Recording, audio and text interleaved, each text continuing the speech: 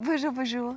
Je suis ici avec Céline Basset, qu'on a rencontrée hier avec Bénédicte lors d'une conférence merveilleuse où tu as parlé de l'humus, de la qualité du sol. Tu es une grande spécialiste de ça.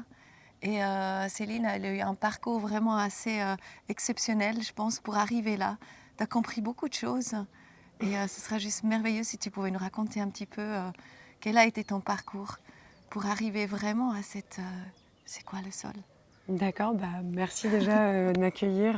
Et pour le coup, grande spécialiste, c'est un grand titre, franchement, merci beaucoup. Mais pour le coup, je ne sais pas si je suis une spécialiste, mais la vie a fait que peut-être, par l'expérimentation, j'arrive à comprendre un minimum de C'est choses, ça. sachant qu'il y a encore plein d'autres choses à comprendre encore sur le sol.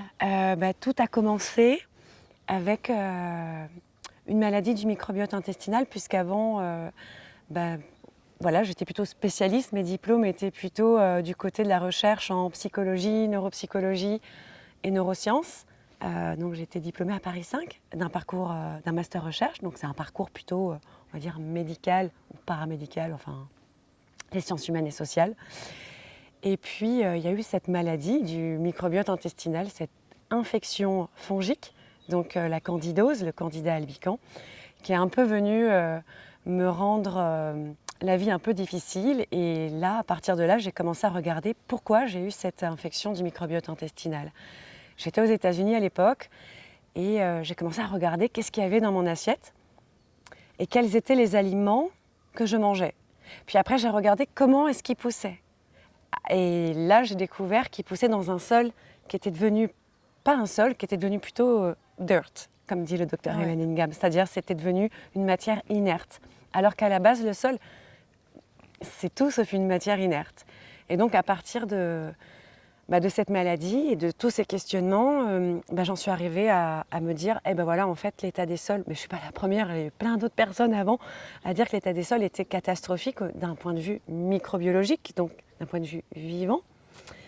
Et là, je me suis dit, en fait, je vais œuvrer dedans parce que déjà, il était question de ma propre survie, à savoir, j'avais besoin de me nourrir mieux pour pouvoir guérir. Et donc, pour pouvoir guérir, il va falloir d'abord guérir ce macro-intestin, le microbiote du sol. Donc, en gros, je suis partie de ce microbiote intestinal pour comprendre comment fonctionnait le microbiote du sol, avec sous mon propre prisme d'expérimentatrice, puisque à la base, je n'avais pas des études en microbiologie. Donc là, tu as travaillé d'abord avec les êtres aussi justement du monde psychiatrique un petit peu, hein, si tu étais en contact avec eux. Et là, tu as aussi remarqué quelque chose de très important. Quand je travaillais, quand je faisais mes stages dans les hôpitaux Voilà. psychiatriques ou les...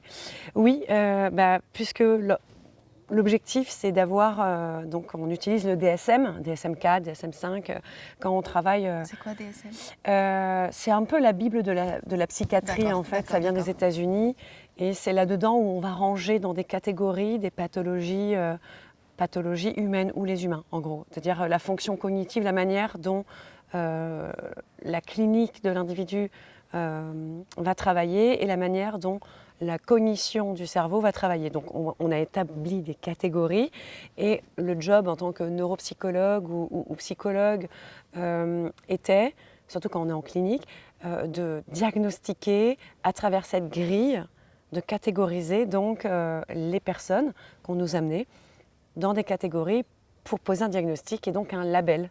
Et donc pour moi c'était compliqué. Comment expliquer dans ma vie à l'époque de faire ça de mon métier. Et tout ça, justement, ça jouait pas ensemble. Avec ta recherche à toi, tu sentais qu'il y a des choses qui sont profondément faux. Alors faux, je suis personne pour dire que c'est faux, mais ça, pour moi, c'est le vivant, qu'il soit humain ou non humain, il n'est pas organisé en silos. Et or, à Voilà. l'université, par exemple, j'ai été aussi acceptée à la New York University à l'époque, mais je ne pouvais pas payer mes études parce que je viens d'une famille assez modeste. Mais c'était déjà cool d'être acceptée là-bas. C'est-à-dire qu'il va falloir travailler avec l'ensemble des savoirs et le savoir, il n'est pas uniquement relié au savoir universitaire. Et parfois, le savoir, il est mis en silo, c'est-à-dire qu'on va avoir une idée du fonctionnement du vivant il y a la chimie d'un côté, il y a le biologique de l'autre, il y a l'anatomie de l'autre côté, et tout ça, ce sont des mondes qui ne se parlent pas. Alors en vrai, dans le modèle vivant, c'est-à-dire quand on va prendre un échantillon vivant là au tenté, eh Il y a bien, tout qui se parle. tout est en interaction. C'est ça. Et donc Voilà, par merci. exemple, Et c'est ça le lien entre ta vie d'avant, quelque part, et la vie actuellement, où tu peux prouver avec tes recherches, avec ton microscope, que tout est relié. ben, tout est relié. Il n'y a pas de chimie s'il n'y a pas de biologie. C'est pour ça qu'il y a aussi des matières qui s'appellent biogéochimie, et que rien n'est compartimenté en silo, et que parce qu'il y a l'interaction avec tel monde, ça va créer une autre interaction avec ce monde-là, soit en cause, soit en conséquence. Ça dépend de l'ordre. Et ça, c'est hyper important de comprendre, je pense, ça dans le fonctionnement du vivant, que ce soit d'un aspect scientifique ou d'un aspect pratique quotidien, tout en interaction. Et les humains donc, font partie de la catégorie du vivant. Donc c'est le vivant humain, mais il y a aussi la catégorie du vivant non humain, dont la règle, je veux dire, les humains ne sont pas au-dessus du fonctionnement biologique d'un animal ou du végétal, par exemple. Donc je sais que ça paraît dingue, mais c'est pour ça qu'aussi dans les sciences, on a le modèle animal dans l'expérimentation, qui est d'ailleurs montré du doigt. Donc quelque part, ils le savent que les choses ne sont pas compartimentées, puisque pour arriver par exemple à faire un médicament, on va d'abord tester sur la phase animale. C'est bien qu'on partage des seuils métaboliques, physiologiques en commun. Tu vois ce que je veux dire? C'est qu'on l'admet au final, mais on ne veut pas l'admettre dans la manière dont sont organisés les savoirs. Enfin, voilà, ça c'est une réflexion vraiment très personnelle sur mon parcours universitaire et mon observation des choses. Et ce qui a contribué, c'est ces voyages que j'ai faits pendant ces 11 années. Donc, ce n'est pas des voyages... Tu étais quand même T'étais où? J'ai eu la chance, la vie a fait que c'était une grande journée. J'ai été assez longtemps aux États-Unis, donc à New York, mais aussi en Floride, et beaucoup après au Vietnam et en Birmanie. Et donc j'ai eu la chance et l'opportunité de pouvoir aussi rencontrer des peuples premiers, des peuples autochtones, qui eux sont admirables parce que c'est le seul peuple qui a réussi à vivre jusqu'à maintenant, à produire en régénérant et à ne pas exploiter, ce qui est différent. Donc c'est les seules personnes qui arrivent à survivre dans un environnement sans l'endommager. Donc je pense que, entre guillemets, souvent je dis que ce sont les premiers agronomes du monde avant que l'Occident, on va dire le monde des sciences, crée l'agronome tel qu'on le connaît aujourd'hui, parce que ce sont des gens qui arrivent à comprendre le vivant et à établir des recettes très précises pour guérir ou pour empoisonner, le fameux curare, je veux dire, allez vous renseigner sur Google, quel est le processus chimique pour faire du curare, enfin le poison, alors que dans la jungle, la personne va savoir le faire parce que c'est un savoir ancestral. Donc il y a des ponts à faire, et aujourd'hui, ça me tient vraiment à cœur de faire des ponts entre les savoirs premiers, les savoirs scientifiques, les savoirs paysans. Tous ces mondes doivent se parler parce que ce qu'ils ont en commun, c'est qu'ils travaillent sur le vivant, et que dans une logique de pouvoir manger et nourrir l'être vivant humain, il va falloir comprendre comment est-ce que l'être vivant non humain fonctionne, puisqu'on est intégré dans un grand tout. C'est ça. Et quand tu vois un petit peu notre façon de faire, est-ce possible d'amener ça justement ici? Tu veux dire en Europe? Ouais. Moi, je suis une nature optimiste, donc moi, je pense que tout est vraiment possible, honnêtement. Et c'est une question de volonté, une question d'organisation, une question aussi de faire bouger les lignes des sciences, parce que ce n'est pas nécessairement antagoniste. Donc, quand on a des personnes qui vont dire c'est n'importe quoi tout ça, ok, faisons un protocole. Bonjour. Ah bah oui, j'ai des couleurs. Ah, trop mignonne. Pardon. Salut ma biche. Trop belle. L'idée, c'est de faire bouger les lignes. Donc, aux personnes qui sont ultra cartésiennes, c'est super aussi, on en a besoin, et aux personnes qui sont, comme on dit, perchées. Mais en fait, on n'est qu'un, encore une fois, et que donc chacun a des informations à amener, alors faisons, pourquoi pas, des protocoles expérimentaux. C'est pour ça que j'ai créé la ferme Blue Soil, qui est spécialisée en recherche et développement. Et nous, on est d'intérêt général, et franchement, merci au service des finances publiques qui nous a reconnus d'intérêt général. Et donc, on peut faire des dons défiscalisés. Et tout ça, ça vient injecter, si tu veux, irriguer financièrement des protocoles expérimentaux qui ne dépendent pas d'intérêts particuliers, mais qui, moi, en tout cas, me passionnent. Et l'objectif, c'est de mettre des choses qui sont souvent on va dire montrer du doigt comme c'est n'importe quoi, mais pourquoi pas tester et voir comment toutes ces informations peuvent rentrer dans un protocole expérimental. À tester, voilà. Je veux dire, nécessairement, ça va redescendre tous ces savoirs. Surtout, tu as eu vraiment, t'as fait tu as expliqué hier des exemples justement, qu'est-ce qui s'est passé avec le champ de tomates par exemple en Afrique, comment guérir un sol, parce que c'est primordial aujourd'hui de savoir comment guérir un sol, que nos sols sont effectivement malades, il y a des choses dedans qui ne sont pas justes. Et par contre, on a la possibilité, nous, guérir les sols si on sait comment faire. On est d'accord? Eh bien oui, alors par contre, petite rectification, moi je l'ai appris. Moi, je n'ai rien inventé, je l'ai appris parce que j'ai été une élève du docteur Helen Ingham. Oui, oui, bien sûr, hein, on est tous des élèves de voilà, oui, oui, c'est important oui, oui. Ouais, pour moi, Oui, c'est oui. hyper important de citer les sources parce que déjà, c'est du partage. Absolument. Et puis, Elle est le docteur Helen Ingham Oui. de l'école Soil Food Web. Et donc, elle donne une méthodologie que j'ai apprise et que je vais dupliquer et que je vais calibrer pour mon écosystème endogène, c'est-à-dire pour ma localité. Et l'objectif, c'est de prendre cette méthodologie et de la dupliquer partout un peu dans le monde et de la démocratiser, c'est-à-dire ne pas la laisser qu'au petit, à la petite case scientifique. Vraiment, Il faut aussi qu'il y ait l'amateur. Mais c'est ça. Donc là, tu as eu des résultats extraordinaires. Justement, le champ de tomates, peut-être tu peux expliquer les 5000 hectares en Afrique. Alors ça, c'est une expérimentation donc, qui a été conduite par le docteur Helen Ingham et d'ailleurs qui font partie donc, de mes enseignements. Et la problématique, c'est la suivante. On est donc dans une ferme en monoculture de tomates, donc en Afrique du Sud, donc là où l'eau manque. Et on est sur 5000 hectares, donc c'est énorme hein, pour une monoculture. Et les personnes en question, donc ces paysans ou ces agriculteurs, eh bien, la problématique, c'est qu'ils produisent qu'1 à 2 années la tomate, et après, ils doivent mettre en jachère pendant 10 à 14 ans la parcelle. Donc, vous imaginez bien qu'il faut faire le lien avec le rendement et la rentabilité, sinon il n'y a plus de paysans. Donc, ça veut dire quoi? Qu'en gros, ils vont produire des tomates, être rentables plus ou moins pendant 1 à 2 ans, et qu'après, pendant 14 ans, ils doivent laisser la terre parce qu'elle est tellement épuisée. Et ils prennent d'autres terres de la même taille et ils doivent les à acheter. chaque fois. Donc, ils doivent racheter toujours voilà. plus. Et puis les autres restent en attendant pour se régénérer un petit peu. C'est ça. Et en fait, rien ne se passe avec ces terres à ce moment-là, donc ça ne sert à rien. Donc, c'est un problème de rendement et de rentabilité. Oui. Plus, ils doivent acheter, puisqu'ils sont en conventionnel, toute la souplette chimique. Oui. Pour pouvoir produire. Et donc là, on a la triptyque du j'aimerais bien avoir des bonnes pratiques agricoles, j'aimerais bien être dans le rendement, donc nourrir aussi une population, et j'aimerais bien être rentable. Oui. Et là, le docteur Ingham va appliquer son approche microbiologique. Et la première année, en fait, on a déjà des résultats énormes. En gros, par exemple, de 80 tonnes de tomates par hectare, ils sont passés de 100 à 110 tonnes par hectare. Rien que la première année.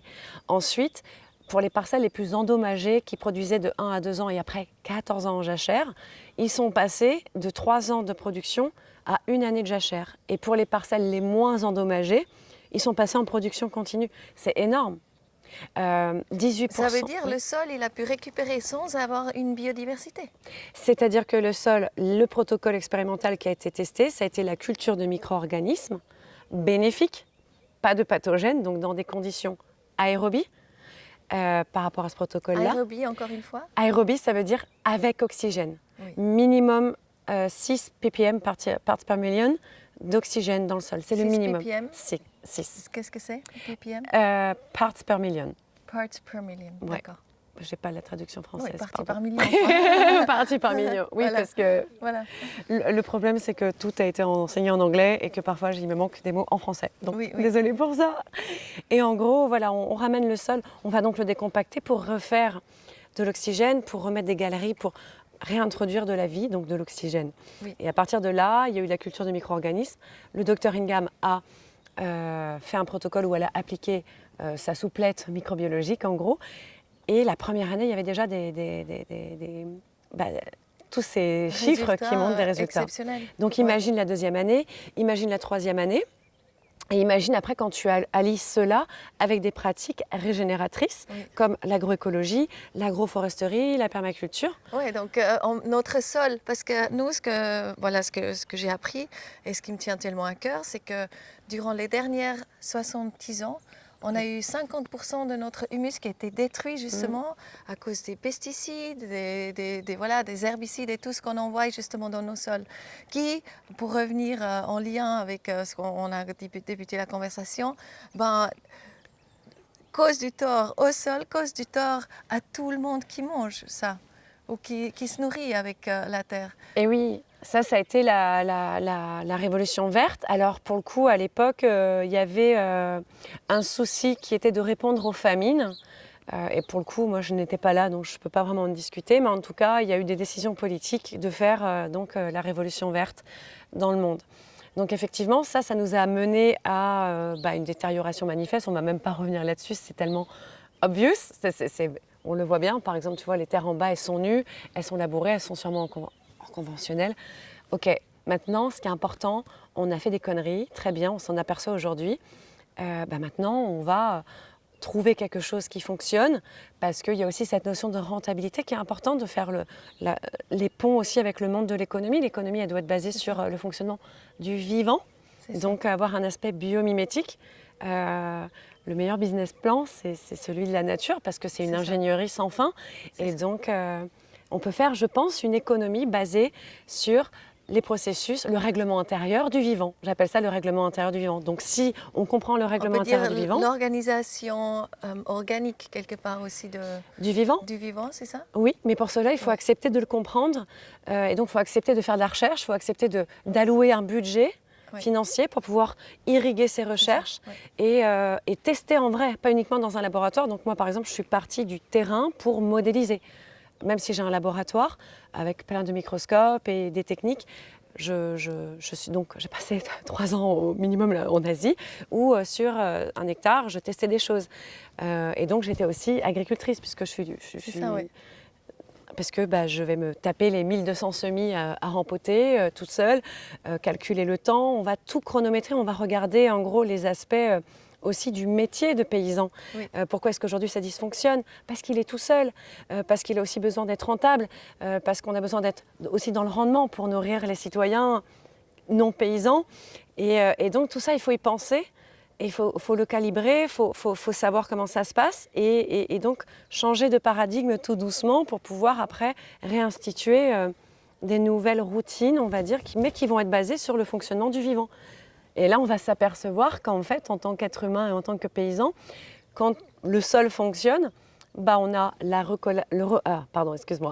relocalisation des cycles biogéochimiques, donc l'eau, comme j'expliquais hier, puisque le sol est structuré, les racines vont redescendre en perpendiculaire. Aujourd'hui, parce que le sol il est compacté, on a une première plaque de compaction à 15 cm, bien souvent, ça c'est à cause de la pluie parce que le sol il est nu.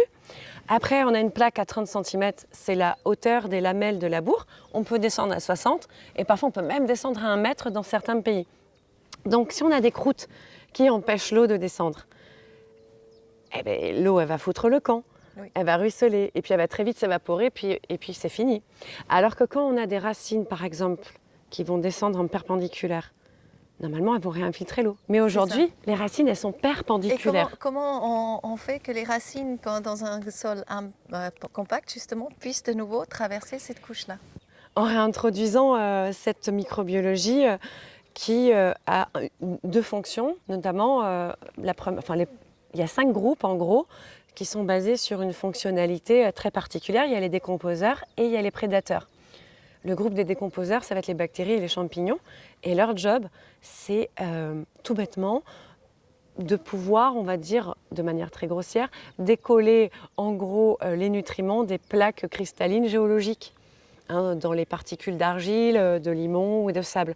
Ça rend ces cristaux-là, ces particules-là renferment plein de nutriments. Donc normalement, les décomposeurs, ils doivent décoller ces nutriments pour faire vraiment très imagé. Mais ces nutriments ne vont pas être encore biodisponibles pour la plante. Et donc, bien souvent, on a oublié la partie des prédateurs qui vont manger les décomposeurs. Et donc, on a les protozoaires, les nématodes et les micro-arthropodes.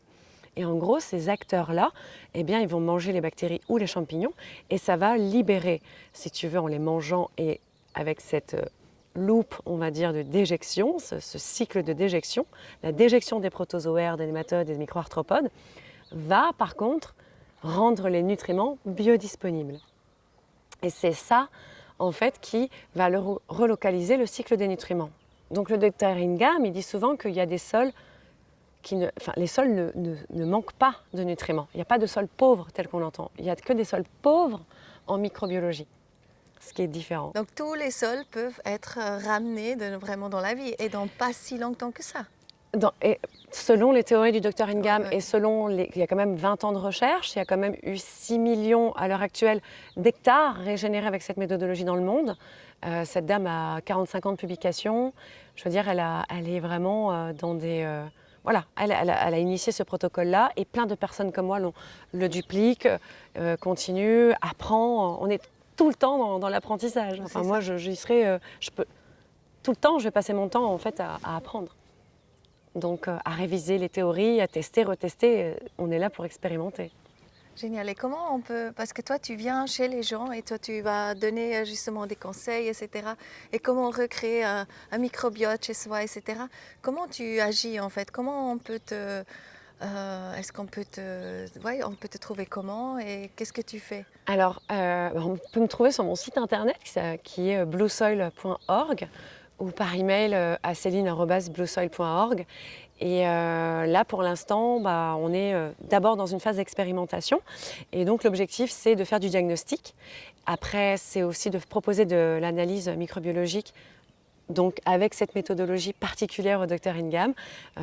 Et après, c'est de l'accompagnement technique et de la transmission aussi, c'est-à-dire à la fois faire des ateliers de sensibilisation, mais aussi des MOOC, pourquoi pas, et de pouvoir après enseigner et accompagner, et pour former des formateurs, et donc pour créer en fait, pour que ça fasse des petits.